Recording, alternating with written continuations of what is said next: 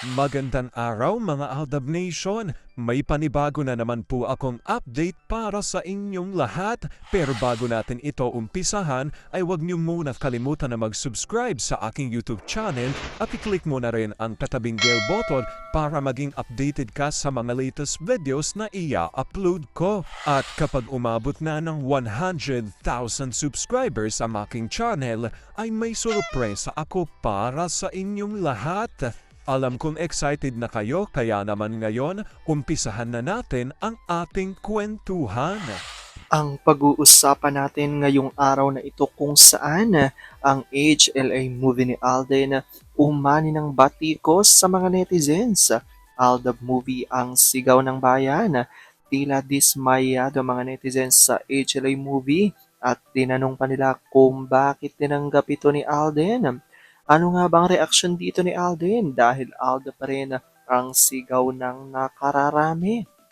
Gaano ito katotoo at may sapat nga bang ebidensya ang makakapagpatunay rito? Well, yan ho ang ating aalamin at pag-uusapan ngayong araw na ito. Pero bago ho yan, ay bibitinin ko muna kayo ng kaunting-kaunti lamang kung saan magbasa muna tayo ng mga nakakatuwang post ni my name is Theo01 sa Twitter.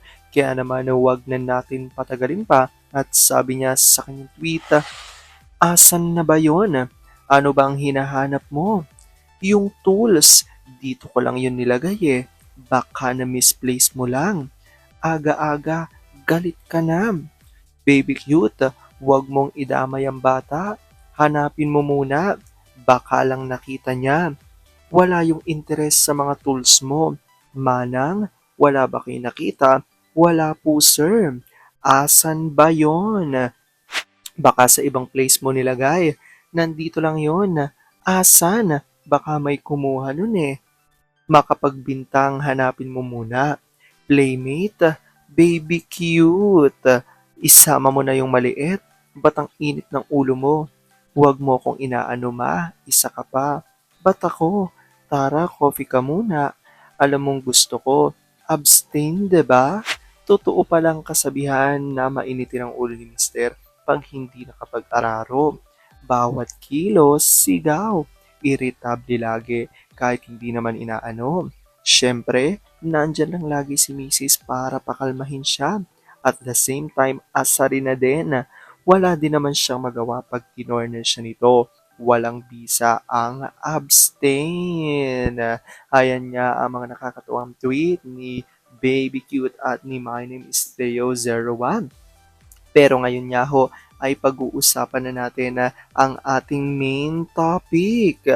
Oops, wait lang, saglit lang to. May ipapaalala lang ako para sa mga bago pa lang sa aking channel, huwag niyong kalimutan na mag-subscribe sa aking YouTube channel at i-click nyo na rin ang notification bell para lagi kayong updated sa mga latest videos na ia-upload ko at para maging parte na rin kayo ng aking Fanatics channel family. Well, alam pong super excited na kayo sa ating kwentuhan, kaya naman dumako na tayo sa ating main topic. Well, gaano nga ba katotoo na HLA movie ni Alden ay umali ng batikos? Aldab movie ang sigaw pa rin ng bayan. Tila dismayado raw ang mga netizens sa HLA movie. Tanong pa nila kung bakit tinanggap ito ni Alden. Ano nga ba ang magiging reaksyon dito ni Alden dahil hanggang ngayon ang sigaw pa rin ng bayan ay Aldab. Well, alam kong super excited na kayo malaman niya. Kaya naman, wag na natin patagalin pa. Unang-una na nga dyan ay galing sa tweet ni Lim Lai Chan at kalakip dito ang mga sigaw ng netizens ayon sa kanya. Hala, grabe pala! Kaya nga niya ito nasabi ay dahil dito sa mga naging reaksyon ng mga netizens at magbabasa tayo ngayon. Ayon kay El Alejandros, honestly, kaya siya trending dahil sa lapdapan at bed scene.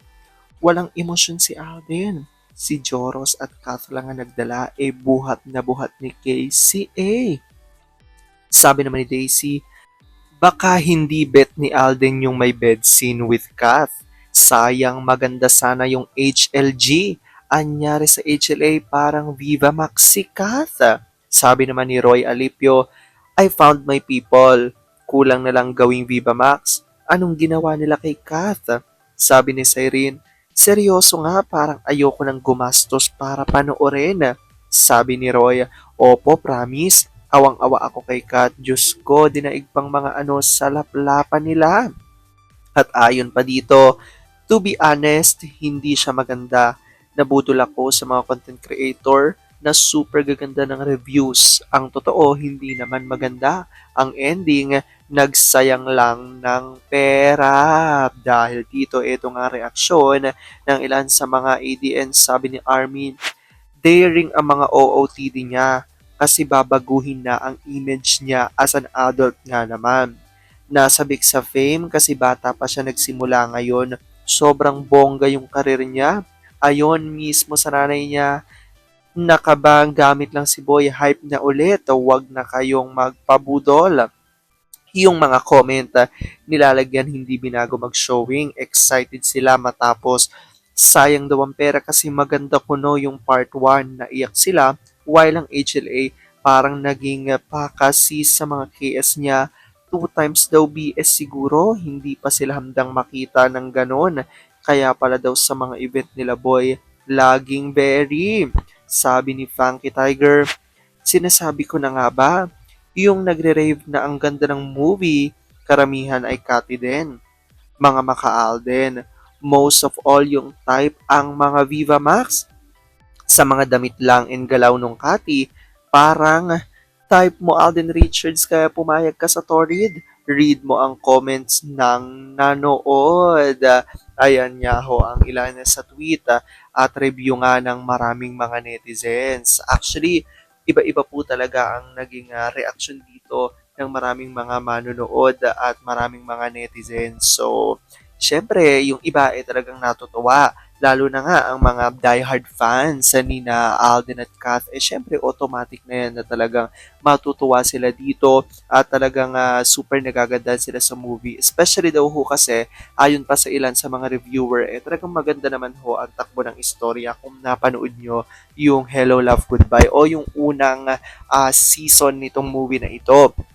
And ito nga pangalawa na sequel ng movie na ito na Hello, Love Again, maganda talaga kung napanood mo yung una, ayon yan sa ibang mga reviews. Pero syempre, marami pa rin ang mga Pilipino talaga na conservative at hindi gusto yung mga ganitong mga klase ng movie, yung talagang mga pang-adult na talaga. And makikita nga rito na meron nga dito talagang bed scene na sina Kath at Alden, which is hindi nagustuhan ng marami dahil nga syempre conservative pa rin ang ilan sa mga Pilipino. Pero syempre marami din ang mga natuwa dahil sa wakas nabigyan daw ng oportunidad sina Alden at Kath na gumawa ng mga ganitong klase na movie o ganitong klaseng proyekto dahil mas nasanay tayo sa mga ginagawang proyekto ni na Kath at ni na Alden Cup nung hindi pa sila magka-partner, iba pa ang kanilang mga ka-partner, puro mga pakilig lamang at parang mga teenager, 'di ba, na mga istorya ang kanilang ginagawa. Pero ngayon nga, talagang makikita na sobrang araw nag-explore dito ka sa movie na ito. Pero syempre, kahit na ganun, marami pa rin ang sigaw ng mga netizens, especially ng mga Aldab Nation, na sana raw, matutuwa pa sila kung ang ginawa ng movie na ganito ay sina Alden at Meng, at yun pa rin nga ang sigaw ng maraming mga Aldab Nation ang magkaroon muli ng Aldab Project. Alam kong dahil dito, marami sa inyo natuwa. I-comment down below nyo dyan guys kung ano po ang opinion nyo patungkol dito. Alam ko dahil dito marami sa inyo mas lalo ngayong kumakapit at naninindigan na Aldab nature is real, pero sabi nga natin na kahit na ano pa mang maging desisyon ni na Alden at Meng sa kanilang buhay, karir at buhay pag-ibigay, kailangan natin sila supportan, kailangan natin itong tanggapin ng buong buo dahil yon ang kanilang deserve. At yun ang aking update for today's video. Maraming salamat mga Aldab Nation. Ingat!